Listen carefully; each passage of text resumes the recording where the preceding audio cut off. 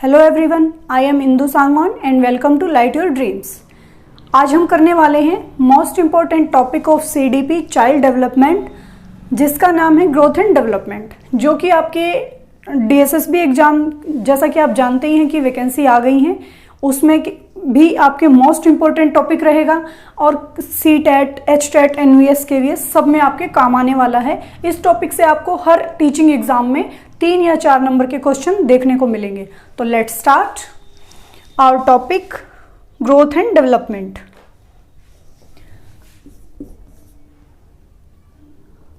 CDP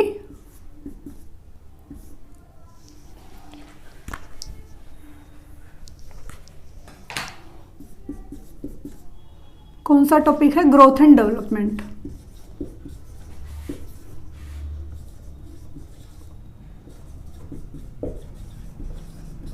ये topic रहेगा हमारा। ग्रोथ मतलब वृद्धि और विकास, डेवलपमेंट विकास, वृद्धि और विकास। अब सबसे पहले हम देखते हैं कि वृद्धि क्या है, ग्रोथ क्या होती है। सबसे पहले हमारा ग्रोथ का कंसेप्ट है जो वृद्धि का, वो क्लियर होना चाहिए। तो वृद्धि होती क्या है? शारीरिक संरचना में होने वाले परिवर्तन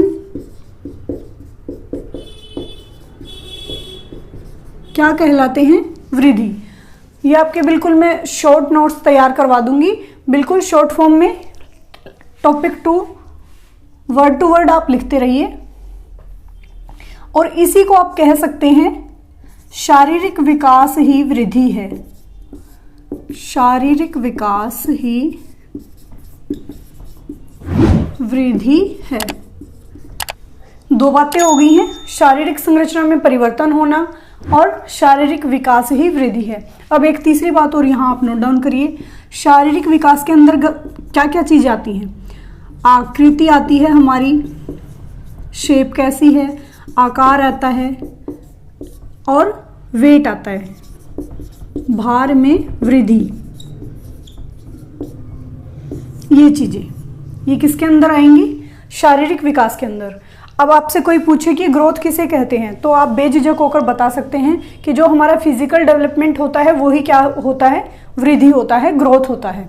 ग्रोथ के अंदर क्या चीजें आएंगी? हमारे आकृति में चेंज होना, आकार में चेंज होना और भार में वृद्धि होना। ये सब चीजें किसके अंदर आएंगी? शारीरिक संरचना, शारीरिक विकास में।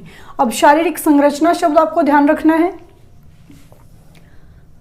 में होने वाले एक परिवर्तन शब्द आपको ध्यान रखना है। शारीरिक संरचना में आप कह सकते हैं change in physical structure is called growth.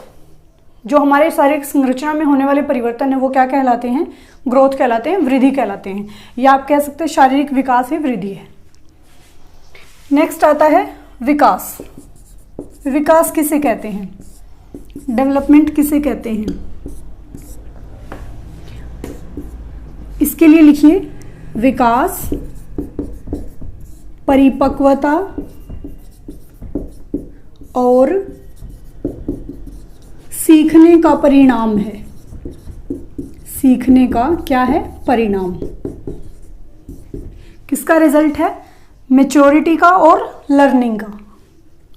और आप इसके लिए कह सकते हैं कि शारीरिक संरचना में होने वाले परिवर्तन के साथ हमारे अंदर परिपक्वता और सीखने की क्षमता का बढ़ जाना क्या कहलाता है? विकास। और विकास के अंतर्गत किस किस तरह का विकास आता है ये भी नोट डाउन करिए। शारीरिक विकास, जो कि आप ऑलरेडी कर चुके हैं, जिसको कि हम क्या कहते हैं? वृद्धि। शारीरिक विकास आता है हमारा, मानसिक आता है इसके अंदर, मनोसामाजिक आता है, सामाजिक आता है,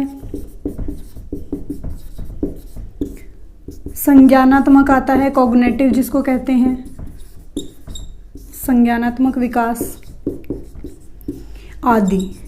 और जो भी हैं सब तरह के विकास किस में आएंगे? विकास में। अब एक यहाँ पर शब्द आता है होलिस्टिक डेवलपमेंट। होलिस्टिक डेवलपमेंट किसे कहते हैं? अगर होलिस्टिक डेवलपमेंट करके आपसे क्वेश्चन पूछें तो उसका मतलब है कि ऑल अराउंड डेवलपमेंट, ये भी लिख लें आप, होलिस्टिक या ऑल अराउंड।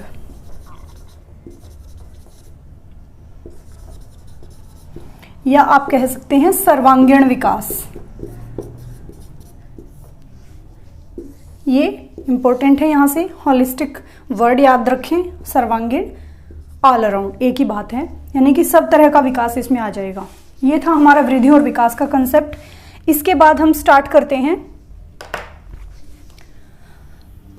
अब जो ये विकास है, वृद्धि है, ह्यूमन बॉडी की जो वृद्धि और विकास है वो होता कैसे है, उसके लिए कुछ स्टेजेस में उसको बांटा गया है, तो वो देखते हैं हम एक एक करके।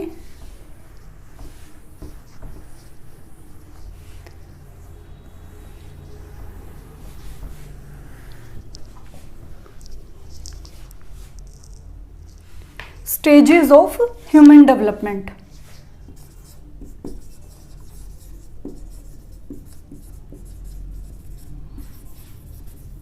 मानव विकास की अवस्थाएं। मानव विकास की अवस्थाएं।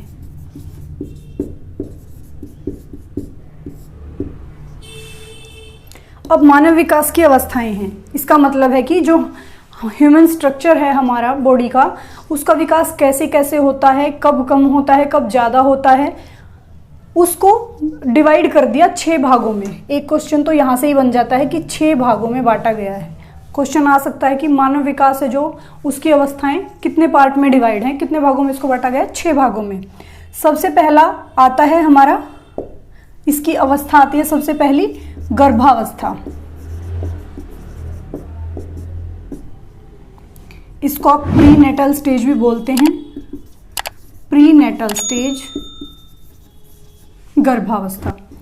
अब देखिए फ्रेंड्स, सबसे पहले यहाँ पर आप क्वेश्चन बनता है कि गर्भावस्था का जो टाइम पीरियड है वो पता होना चाहिए आपको, कितना होता है टाइम पीरियड। इधर लिख लेते हैं हम सारे इसके की पॉइंट। ये की पॉइंट है बिल्कुल शॉर्ट फॉर्म में, एक एक करके सारे करते जाइए। फर्स्ट ऑफ ऑल टाइम लिखेंगे हम, इसका टाइम पीरियड कितना है। कंसेप्शन टू बर्थ,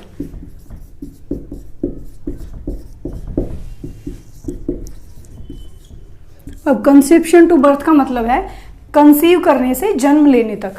एक माँ बच्चे को जब कंसीव करती है और जब उसको जन्म देती है तो उसके बीच का जो प्रोसेस है, टाइम पीरियड है, वो क्या कहलाता है? गर्भावस्था। यानी कि बच्चा जब से गर्भ में आ जाता है और जब पैदा हो जाता है तो वो उस दौरान जो माँ के पेट में रहता है वो कैसा पीरियड होता है?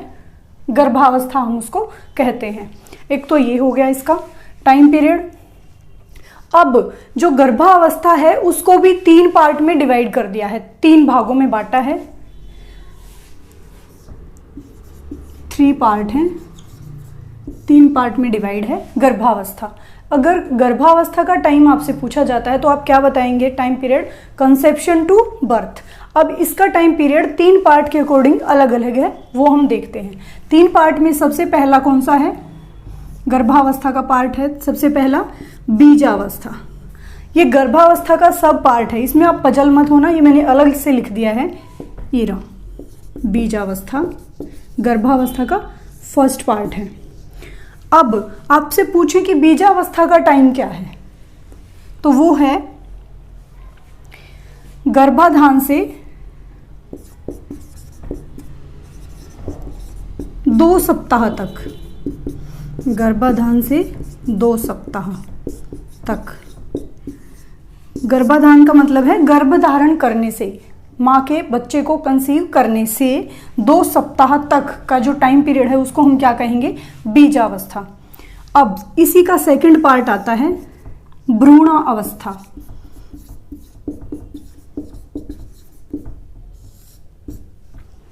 कौन सा आता है? भ्रूणावस्था। यानी कि जब भ्रूण का विकास हो जाता है, भ्रूण विकसित हो जाता है, इस दौरान इसका है 2, यहीं से 2 उठाना है हमें, 2 सप्ताह से 2 माह। 2 सप्ताह से 2 माह तक।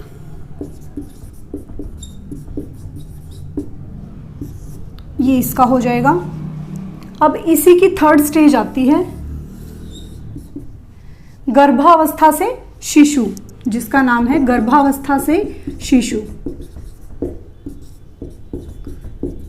गर्भावस्था से शिशु, इसका टाइम पीरियड क्या हो जाएगा? यहां से ही हमें यही 2 उठाना है। 2 माह से जन्म लेने तक, 2 माह से बच्चे के जन्म लेने तक।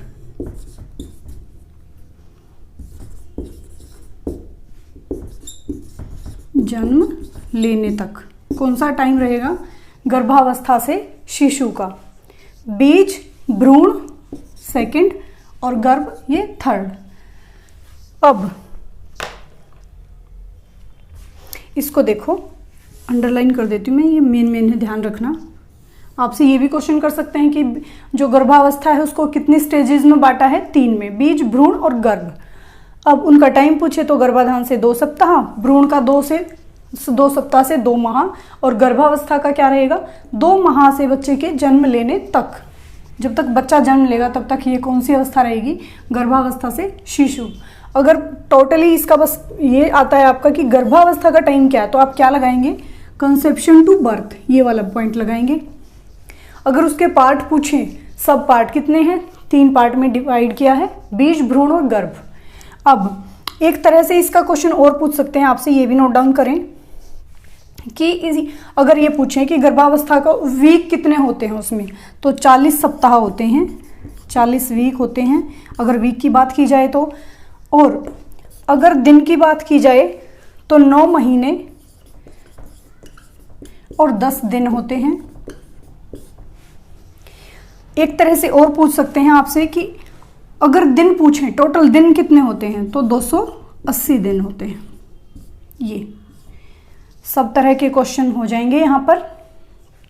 ये क्वेश्चन आपके इस अवस्था से बनते हैं। मानव विकास की जो पहली अवस्था है गर्भावस्था, उससे आपसे ये क्वेश्चन पूछ सकते हैं।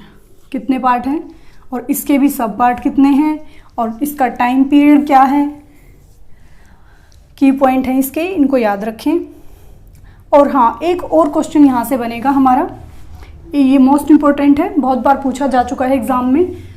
तीव्र गति से शारीरिक विकास कौन सी अवस्था में होता है? कौन सी अवस्था में होता है? तीव्र के आगे एक शब्द और लगाएं, सबसे तीव्र विकास, यानी कि सबसे ज्यादा तीव्र गति से विकास कौन सी अवस्था में होता है? पूछा जा चुका है बहुत बार, आगे भी पूछ सकते हैं। गर्भावस्था में होता है सबसे ज्यादा तीव्र गति से शारीरिक विकास, तो आप यहां लिखेंगे गर्भावस्था। ये सेकेंड स्टेज, 6 अवस्थाएं हैं ना जो, उनमें से हमने एक कर ली है गर्भावस्था। अब इसकी दूसरी स्टेज है कौन सी?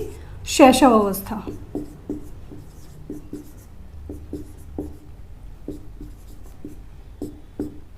इसे आप इन्फेंसी भी बोलते हैं, इन्फेंसी स्टेज।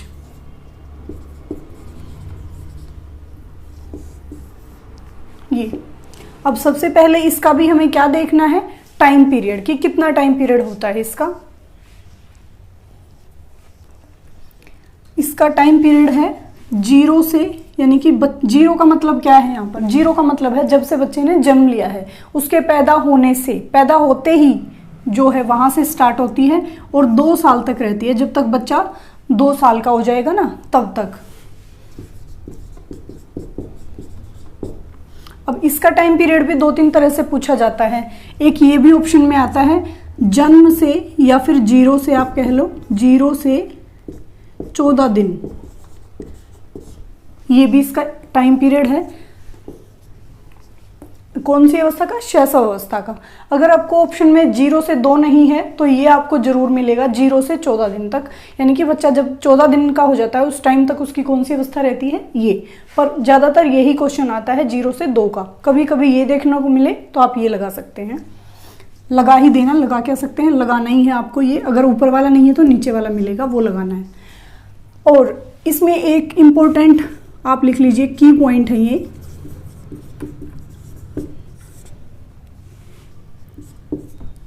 कौन सा, 30 दिन तक, यानी कि जब तक बच्चा जन्म लेता है और वो 30 दिन का हो जाता है या 1 माह आप कह लो, 1 महीने का हो जाता है, तो उस टाइम तक कौन सा टाइम होता है वो, रिफ्लेक्सिस टाइम, रिफ्लेक्सिस टाइम,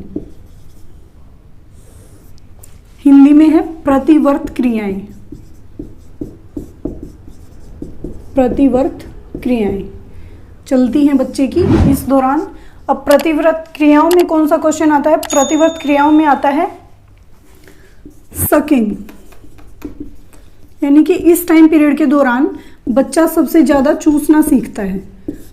कुछ भी उसके मुंह में दो, दूध की बोतल है या अपनी उंगली आप उसके मुंह में डाल के देखो तो वो उसको चूसना स्टार्ट कर देता है। कौन से टाइम पीरियड में, इसमें जन्म से 30 दिन तक, इसका टाइम लिख लो, टाइम जन्म या 0 से 30 दिन, ये भी आपसे क्वेश्चन किया जा सकता है, यहाँ पर मोस्ट इंपॉर्टेंट है, इसको भी ध्यान रखें आप। कौन सा, प्रतिवर्त क्रियाओं वाला, ये आया हुआ है पेपर में, सीटेट में भी की पॉइंट है इसका। रिफ्लेक्सिस टाइम किस अवस्था में हो सकता है, एक तो क्वेश्चन आ जाएगा कि रिफ्लेक्सिस टाइम कौन सी स्टेज में होता है, कौन सी स्टेज में, स्टेज पूछे तो कौन सी, इन्फेंसी स्टेज, शैशव अवस्था, शैशव अवस्था में होता है। और किस तरह से पूछ सकते हैं कि रिफ्लेक्सिस टाइम का पीरियड कितना होता है, कितना होता है टाइम, जन्म से 30 दिन तक ये चलता है। और तीसरा, थर्ड क्वेश्चन क्या बन सकता है कि रिफ्लेक्सिस टाइम के अंदर बच्चा क्या एक्टिविटी करता है या क्या सबसे ज्यादा सीखता है, चूसना सीखता है। ये था इसका टाइम पीरियड से रिलेटेड, ये क्वेश्चन बनेंगे 2 साल तक, 14 दिन तक, अगर वो 2 साल नहीं है तो 14 दिन मिलेगा। टाइम पीरियड, प्रतिव्रत क्रियाओं का टाइम पीरियड है 0 से 30 दिन, उसके अंदर भी कौन सी क्रिया मोस्ट होती है, चूसना, ये हो जाएंगे। और ये इसके 3-4 क्वेश्चन बन जाएंगे। नेक्स्ट, अब इसी के और भी की पॉइंट रहते हैं, उनको भी एक एक करके देख लो। और इसमें क्या सीखता है बच्चा, इसमें सीखता है बच्चा 2 साल का होता है तब तक क्या सीख सकता है, मेनली वो चलना सीख जाता है, बोलना सीख जाता है, तो यही है, बोलना सीखता है बच्चा। और क्या सीखता है, चलना, और एक आता है उसके जो सभी अंग हैं शरीर के, और अंगों के भी जो भाग हैं, यानी कि जैसे मेरा हाथ है, हाथ के भाग हैं, उंगलियां हैं, तो इस प्रकार से उसके प्रत्यंगों का, अंग प्रत्यंगों का विकास हो जाता है।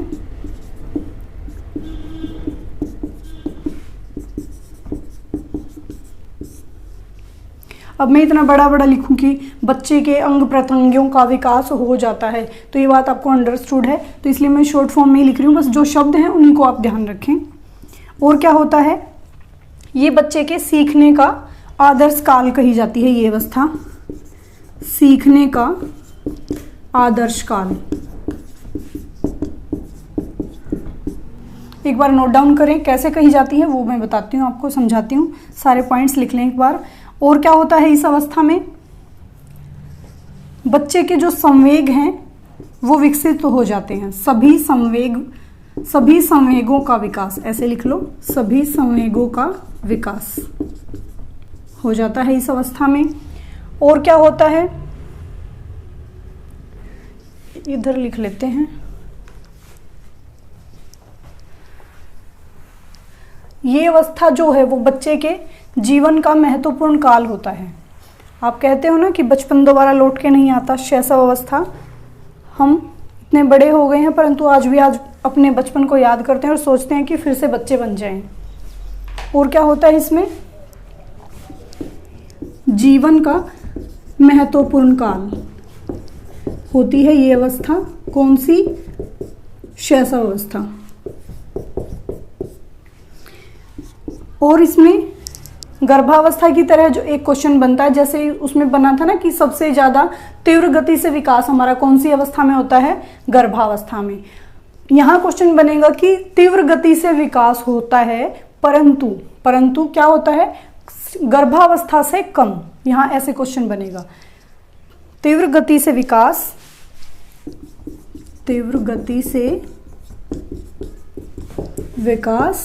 परंतु गर्भावस्था से कम। ये जरूर लिखना आप, गर्भावस्था से कम। अब ये इसकी मुख्य बातें थी, एक बार इनको समझ लेते हैं हम। ये देखो, बोलना और चलना तो आपको पता ही है कि बच्चा बोलना सीख जाता है। शुरू में तो वो अटपटी सी आ ऊ मम मम, मानी मानी मम, पानी को मम बोलता है, ऐसे आवाजें निकालता है और धीरे धीरे बोलना सीख जाता है और धीरे धीरे चलना। शुरू में वैसे बैठ बैठ के चलता है, फिर कुछ दिन बाद वो चलना सीख जाता है धीरे धीरे। और क्या होता है, अंग प्रत्यंगों का विकास हो जाता है, उसके सारे बॉडी पार्ट्स विकसित हो जाते हैं। सीखने का आदर्श काल कही, ये इंपॉर्टेंट है, इसको देखो एक बार। यहाँ से ये भी क्वेश्चन बनता है कि सीखने का आदर्श काल किसने कहा था, ये पूछा गया है एक बार पेपर में कि सीखने का आदर्श काल है जो वो शैशव अवस्था को किसने कहा। तो इसके आगे लिख लें, इसको इन्वर्टेड कॉमास में बंद कर दें, ये किसी की कही हुई बात है।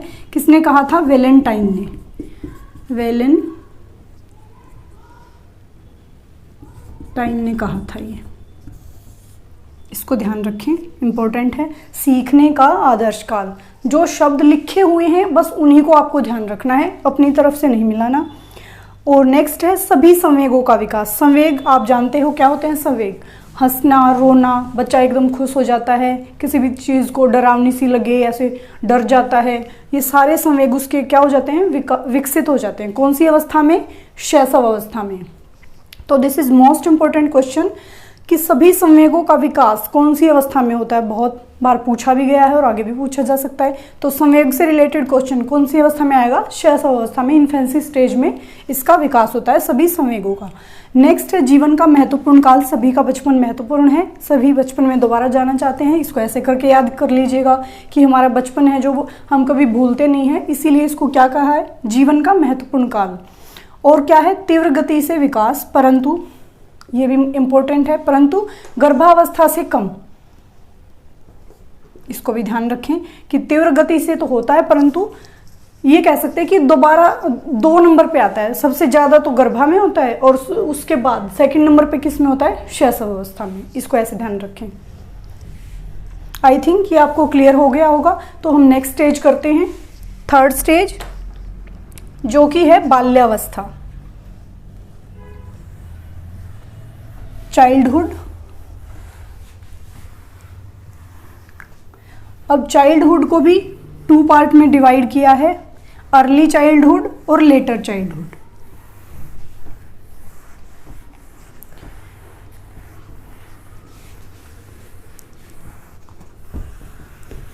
अब उसको देखते हैं।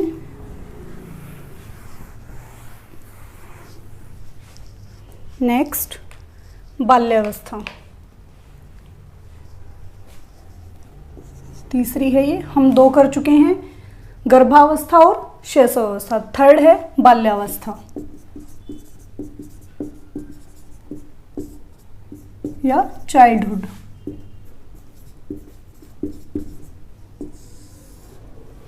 अब उन बाकी की तरह इसका भी टाइम पीरियड हमें पहले ध्यान रखना है। इसको बेबीहुड भी, अगर बेबीहुड करके भी क्वेश्चन आता है तो उसका मतलब भी ये है कि बाल्यावस्था है। बेबीहुड भी आ सकता है, इसको भी ध्यान रखें। तीनों शब्द, बाल्यावस्था, चाइल्डहुड या बेबीहुड। अगर पूछें तो क्या होगा, 2 वीक से 2 साल तक। बेबीहुड पूछें तो 2 वीक से 2 साल तक होता है ये टाइम।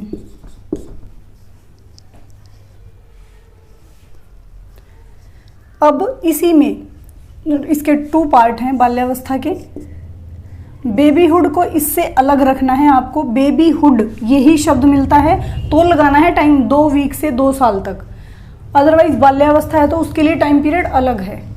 उसके लिए क्या है, एक तो है अर्ली चाइल्डहुड और दूसरी है लेटर चाइल्डहुड।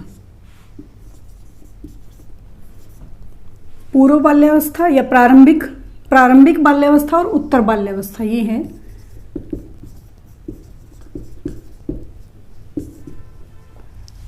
प्रारंभिक और उत्तर, ये है उत्तर बाल्यावस्था। उत्तर का अर्थ होता है बाद वाला, यानी कि जो बाद में आती है वो वाली अवस्था।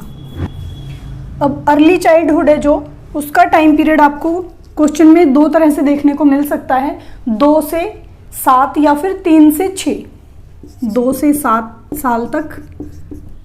पहले हम अर्ली चाइल्डहुड की बातें कर रहे हैं, इसके मेन पॉइंट लिख लीजिए, 2 से 7 या फिर 3 से 6। इनमें से आपको जो भी पेपर में ऑप्शन में देखने को मिले 2 से 7 मिलेगा या फिर 3 से 6 मिलेगा। 2 से 7 साल मिले तो यही लगाना है, 3 से 6 मिले तो यही लगाना है। अगर दोनों दिए हैं और सी ऑप्शन ऐसे करके बना दिया उपरोक्त दोनों, तो फिर वो लगाना है उपरोक्त दोनों का। अब टाइम पीरियड की बातें हो गई हैं यहाँ पर। अब इसके नेक्स्ट पॉइंट हैं कुछ, जैसे कि इस अवस्था में, जैसे हमने शैशव अवस्था में किए हैं कि बच्चा क्या क्या करना सीख जाता है, बोलना चलना सीख जाता है और भी जो सारी बातें की थी। अब इसमें क्या क्या सीख जाता है बच्चा, 2 से 7 साल का बच्चा है या 3 से 6 का बच्चा है जो वो क्या क्या करना सीख जाता है, वो बातें यहाँ लिखेंगे हम और उन्हीं से आपको क्वेश्चन आएंगे। सबसे पहले देखिए, इस अवस्था में बच्चा है जो बहुत ही जिज्ञासु प्रवृत्ति का होता है, तो लिख लीजिए जिज्ञासु प्रवृत्ति। और क्या होता है इसमें, बच्चे का स्वभाव बहुत जिद्दी होता है।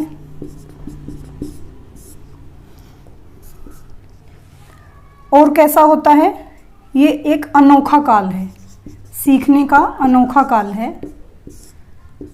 अनोखा काल, बिल्कुल ऐसे ही शब्दों को ही आपको ध्यान रखना है कि ये कैसा काल है, अनोखा। और इसी तरह से यहाँ पर इसको एक और लिख लीजिएगा, कठिन काल भी इसी अवस्था को कहा जाता है, कठिन काल। और इसी को कहा जाता है खिलौनों की अवस्था, खिलौनों की एज होती है ये। और इसी को कहा जाता है, इसके बारे में हम बाद में बात करेंगे, पहले इसी का कर रहे हैं, खिलौनों की अवस्था। और ये होती है अवज्ञाकारी अवस्था, अवज्ञाकारी अवस्था। और इसमें और भी आते हैं, एक होती है पूर्व संप्रत्यात्मक, ये भी इसी को कहा जाता है पूर्व संप्रत्यात्मक अवस्था।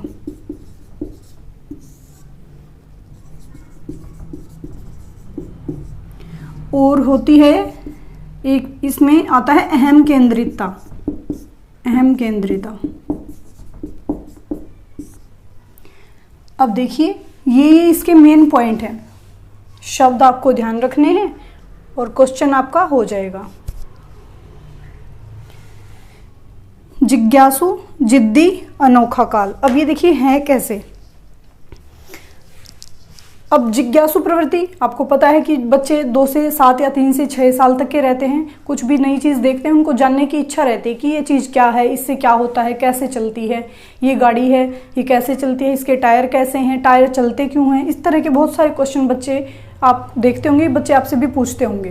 तो ये प्रवृत्ति कैसी होती है, इस एज में हमारी जिज्ञासु प्रवृत्ति होती है बच्चे की।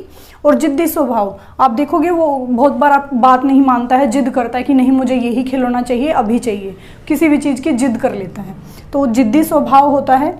और ये कैसा काल होता है, कठिन काल, यानी कि बच्चे को समझाना बुझाना उसको बहुत मुश्किल सा काम लगता है हमें, ये कठिन काल होता है बच्चे के लिए। और कैसा काल होता है, अनोखा। अनोखा ही शब्द याद रखें, अगर आदर्श दे दिया या अनोखा दे दिया तो आपको याद रखना है कि आदर्श शब्द है जो वो किस में आता है, शैशव अवस्था में आता है। अगर अनोखा दे दिया, अनोखा काल, तो वो किस में आएगा, अर्ली चाइल्डहुड में आएगा। अर्ली चाइल्डहुड नहीं है तो क्या दिखेगा आपको, चाइल्डहुड, ये शब्द आपको मिलेगा। तो ये कैसा काल है, अनोखा काल। खिलौनों की अवस्था आपको पता ही है कि बच्चे बहुत सारे खिलौने इधर से मिले उधर से मिले, कोई भी दिलवा दो तभी लेते हैं और खुश हो जाते हैं। और खिलौनों की बार बार किसी भी तरह का उनको खिलौना चाहिए होता, कोई भी नया किसी बच्चे के दूसरे का देख लिया कि ये खिलौना है तो मुझे भी यही चाहिए, ऐसे इस टाइप से। एक ऐसी एज है, खिलौनों की एज है।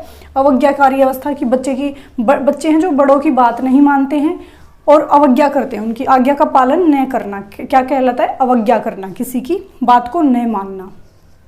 फिर है पूर्व संप्रत्यात्मक अवस्था। पूर्व संप्रत्यात्मक, पूर्व मतलब पहले, संप्रत्यात्मक मतलब किसी भी चीज का संप्रत्यय या कंसेप्ट बनने से, संप्रत्यय बनने से पहले की अवस्था है। कौन सी अवस्था? अर्ली चाइल्डहुड, प्रारंभिक बाल्यावस्था। यानी कि किसी भी चीज का बच्चे को कंसेप्ट इसमें क्लियर नहीं होता है, उससे पहले की अवस्था है ये। अहम केंद्रिता, इस बच्चे में, इसमें अहम का अर्थ होता है मैं, लिख देती हूँ। अहम का अर्थ ही क्या होता है? मैं। बच्चे के अंदर मैं की भावना होती है ज़्यादा, कि मेरी चीज़ है, ये खिलौना मेरा है, ये मार्कर मेरा है, ये बोर्ड मेरा है, मैं इसको किसी को नहीं दूंगा। इस तरह की जो चीज़ें होती है वो कौन सी एज में होती हैं? 2 से 7 साल में। उसको मैं की भावना उसके अंदर ज़्यादा होती है। अब ये देखिए अनोखा काल, इस शब्द को आप याद रखें। ये ऐसे क्वेश्चन आ सकता है, आदर्श काल किसने कहा था? मैंने लिखवाया था अभी कुछ देर पहले, वैलेंटाइन ने कहा था ये आदर्श काल है, शैशव अवस्था। अगर आए अनोखा काल तो कौन सी अवस्था? ऐसे अनोखा काल, अनोखा वर्ड सुनते ही आपको माइंड में ऐसे क्लिक करना चाहिए बिल्कुल कि ये कौन सी अवस्था की बात हो रही है। यहाँ पर पूर्व या प्रारंभिक बाल्यावस्था की बात हो रही है, अर्ली चाइल्डहुड की बात हो रही है, या फिर अर्ली चाइल्डहुड नहीं ऑप्शन में है तो खाली आपको मिलेगा चाइल्डहुड, तो ये उसकी बात हो रही है। मोस्ट इंपॉर्टेंट है, इन 2 शब्दों में पजल ना हो। आदर्श है शैशव अवस्था का और अनोखा है बचपन। सबका बचपन कैसा है? अनोखा। तो ये बाल्यावस्था का, ऐसे इसको ध्यान रखें। अब ये सारी बातें थी अर्ली चाइल्डहुड की। इसी टाइप से हम कर लेते हैं अब लेटर चाइल्डहुड में कौन कौन सी मुख्य बातें आएंगी।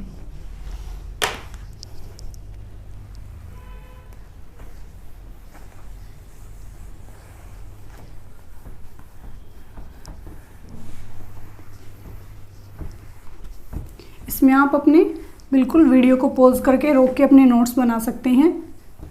आपके बहुत अच्छे नोट्स तैयार हो जाएंगे बिल्कुल शॉर्ट फॉर्म में, और सारी मोस्ट इम्पोर्टेंट बातें आपको यहाँ पर देखने को मिलेंगी। अब हम करते हैं उत्तर बाल्यावस्था। उत्तर बाल्यावस्था या लेटर चाइल्डहुड। अब इसके की पॉइंट क्या है? सबसे पहले तो इसका टाइम देखिए। इसका टाइम होता है 7 से 12 साल तक। कितना होता है? 7 से 12।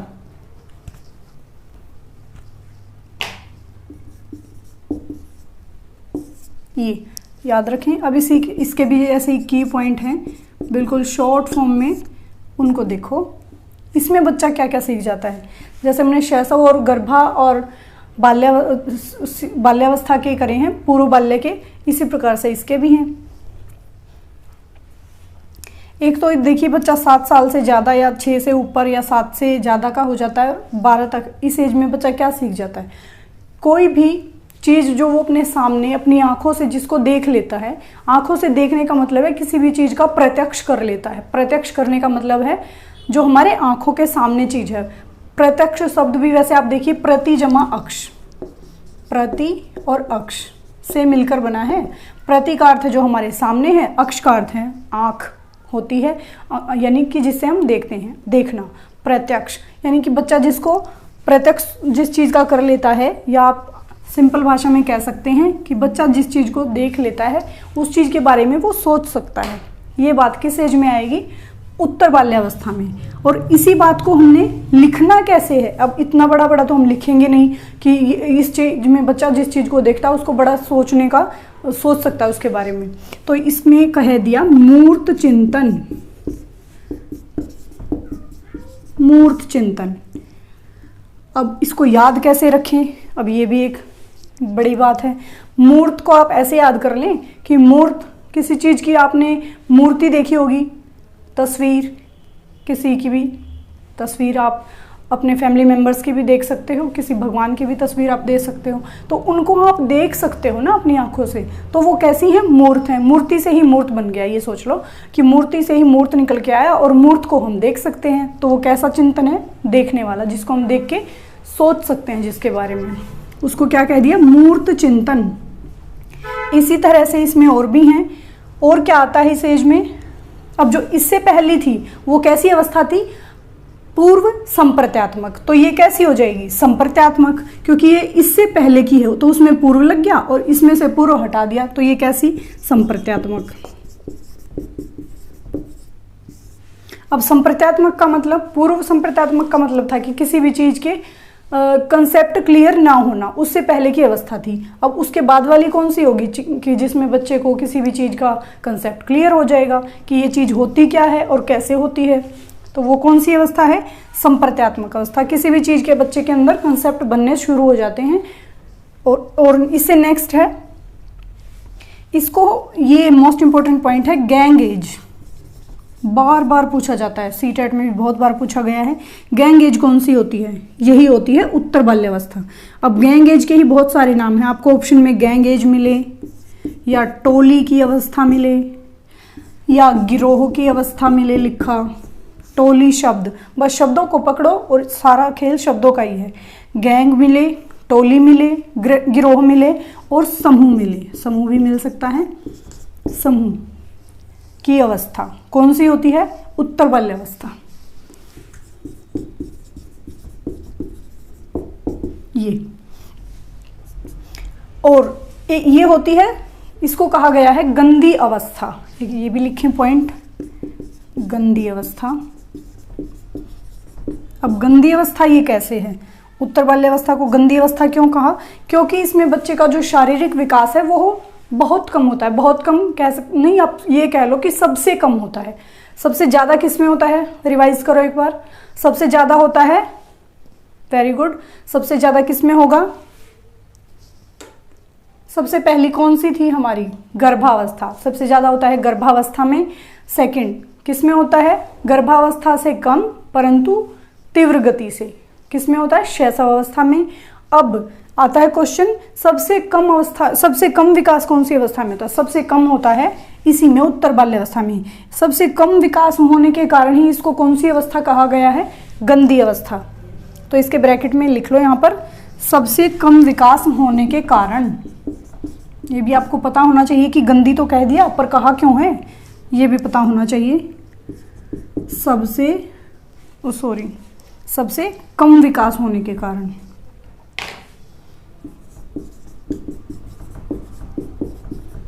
कम विकास होने के कारण इसको क्या कहा गया है, गंदी अवस्था।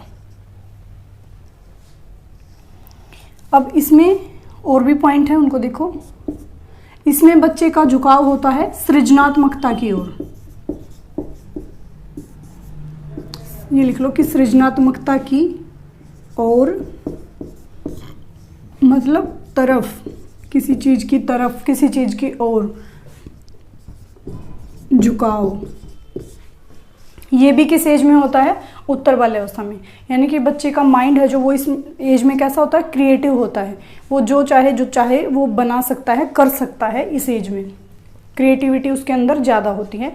और ये मोस्ट इम्पोर्टेंट क्वेश्चन है, इसको भी ध्यान रखें बिल्कुल।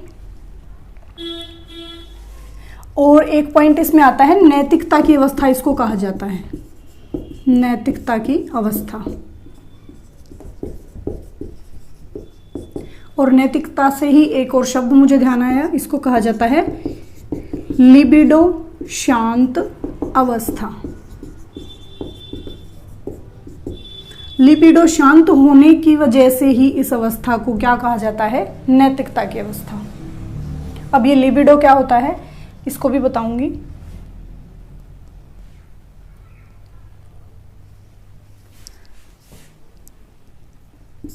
एक इसमें पॉइंट आता है कि लड़कियों का जो शारीरिक विकास है वो ज़्यादा होता है इस एज में और लड़कों का कैसा होता है, कम होता है। तो ये भी ध्यान रखें, लिख ही लो, पूछ सकते हैं ये भी। लड़कियों का शारीरिक विकास कैसा होता है इस एज में? ज़्यादा, और लड़कों का कैसा होता है? लड़कों का कम। कौन सी एज की बात हो रही है यहाँ पर? उत्तर बाल्यावस्था की।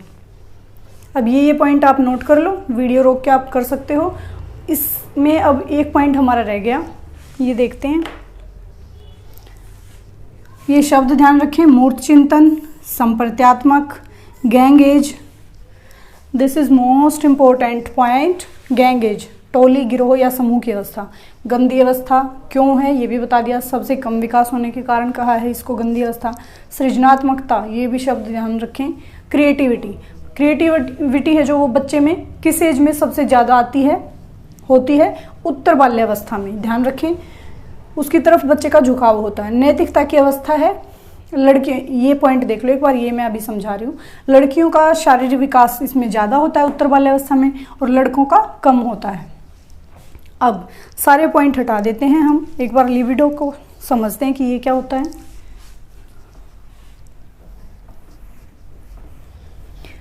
लिबिडो का जो कंसेप्ट है वो बच्चे आप जानते होंगे, किसने दिया? सिगमंड फ्रायड ने दिया था। सिगमंड फ्रायड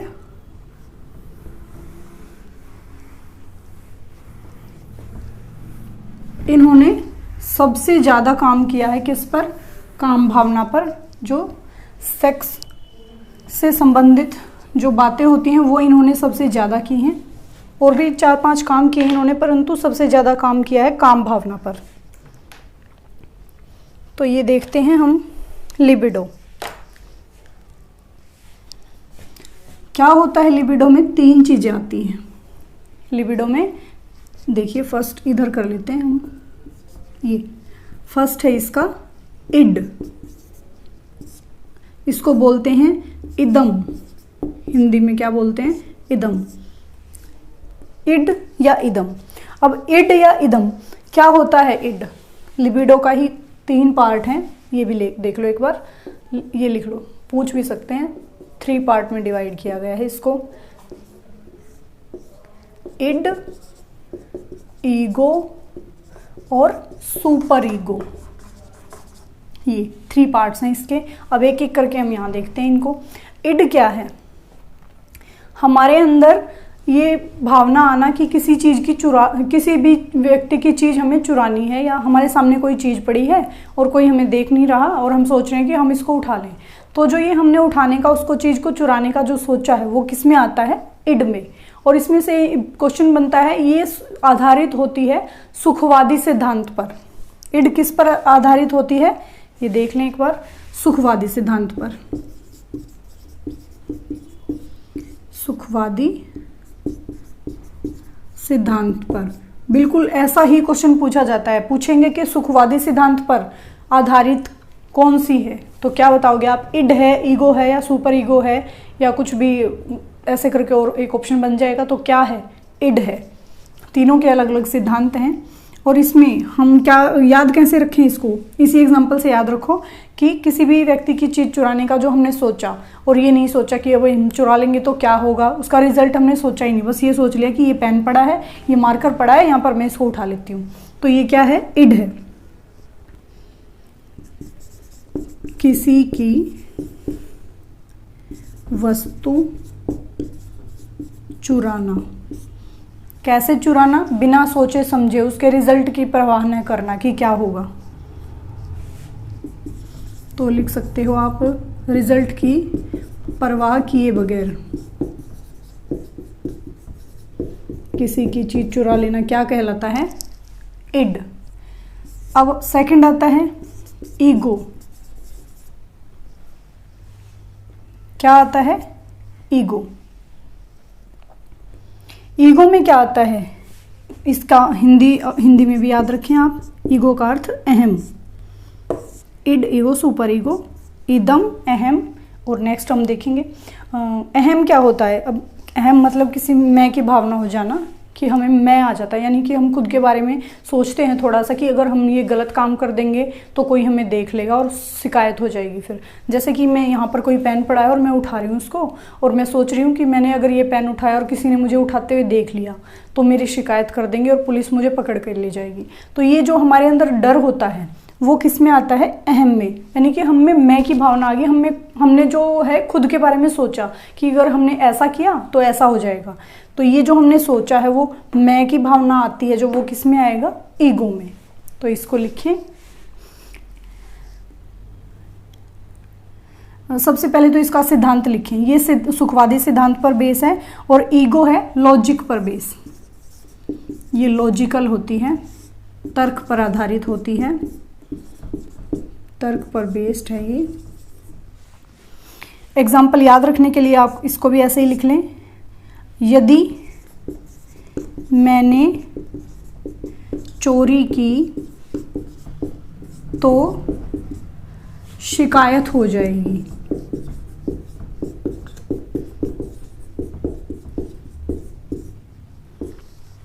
ये किस में आ जाएगा, ईगो में। अब एक रहता है सुपर ईगो। यहां पर देख लो इसको, सुपर ईगो क्या होता है। हिंदी देखो पहले तो इसकी होती है परम अहम। सुपर का मतलब ही आपको पता है परम, परम का अर्थ यानी कि जो सबसे श्रेष्ठ हो उसको हम कहते हैं परम। परम अहम। अब परम अहम क्या होता है, यानी कि यहाँ तो हमने क्या सोचा, यदि मैंने चुराया तो शिकायत हो जाएगी, परंतु यहाँ पर भी आप देखिए कि चोरी की भावना तो हमारे मन में है, चोरी करना भी चाह रहे हैं और थोड़ा सा डर रहे हैं कि यदि चुराएंगे तो शिकायत हो जाएगी, परंतु चाह तो रहे हैं ना। तो ये लॉजिक पर बेस है। यहाँ पर लॉजिक दिया है कि अगर चुराया तो क्या लॉजिक है कि शिकायत हो जाएगी और पुलिस पकड़ लेगी, परंतु यहाँ पर क्या है, परम, सबसे श्रेष्ठ अहम है। परम का अर्थ जो सबसे अच्छा हो, सबसे बढ़िया हो, श्रेष्ठ। तो सबसे अच्छे मैं के बारे में सोचा हमने, यानी कि मैं अपना अच्छा, सबसे ज़्यादा अच्छा कैसे सोच सकती हूँ, तो वो कैसे सोचा, नैतिकता पर। तो इसका सिद्धांत लिखिए। ये मोरलिटी पर बेस होती है, नैतिकता पर आधारित है। कौन सी, सुपर ईगो।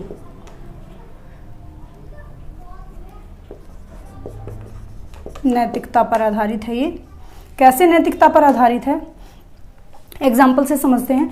नैतिकता पर आधारित ये इसलिए है, यहाँ पर हमारे मन में ये नहीं आएगा कि मैंने ये चीज़ चुरानी है और चुराऊंगा तो मुझे कोई देखेगा। यहाँ पर बस हमारे मन में कोई भी चीज़ पड़ी हो, हमारे दिमाग में देखते ही उस चीज़ को ये आएगा कि किसी की भी चीज़ को चुराना क्या है, गलत बात है, ये नैतिक रूप से सही कार्य नहीं है, इसीलिए हम वो चीज़ चुराने का सोचते ही नहीं है, हमारे दिमाग में ही नहीं आता। हम कैसे होते हैं, मोरलिटी से भरे होते हैं, इसमें हमारी नैतिकता हमारे को गलत काम करने से रोकती है। तो ये थी तीनों, इनको बिल्कुल याद रखें, मोस्ट इंपॉर्टेंट है। इड, ईगो, सुपर ईगो, ये याद रखें। सुखवादी सिद्धांत है इसका। अब याद रखने के लिए याद कैसे रखा जाएगा कि किसी व्यक्ति की चीज चुराना बिना रिजल्ट की परवाह किए, तो वो किस में आ जाएगा, इड में, यानी कि इसमें हम बस अपना सुख देख रहे हैं, सुखवादी सिद्धांत पर ही आधारित है। ईगो में क्या आ जाएगा, ये शब्द याद रखें। यहाँ पर था सुखवादी, सरल भी आप इसको कह सकते हो, और यहाँ पर है लॉजिकल, ये शब्द तर्क पर आधारित। और यदि मैंने अगर चोरी की तो शिकायत हो जाएगी, ये आपको समझ आ ही गया है। और सुपर ईगो में शब्द याद रखें, मोरल। अब इन शॉर्ट आप इसको कैसे याद रख सकते हैं, इड के लिए बस शब्द याद रखें सुखवादी, ईगो के लिए क्या याद रखेंगे, लॉजिक, और सुपर ईगो के लिए क्या याद रखेंगे, मोरल। बस 3 शब्द, ये इतना बड़ा सब समझाने के लिए था। याद तो अब बस आपको 3 शब्द ही रखने हैं ना, इड के लिए सुखवादी, ईगो लॉजिक, और नैतिकता पर कौन सी है, सुपर ईगो। तो ये हो जाएगा। अब इसके बाद हम कितनी स्टेजेस कर चुके हैं मानव विकास की, 3। नेक्स्ट आती है हमारी चौथी अवस्था, किशोरावस्था, एडोलिसेंस।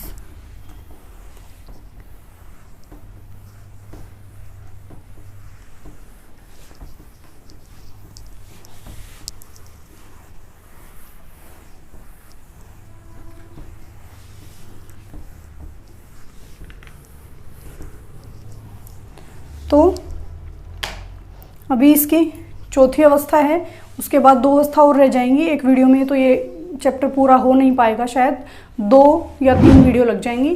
तो आप आज के लिए इतना ही करते हैं, मिलते हैं हमारी नेक्स्ट वीडियो में।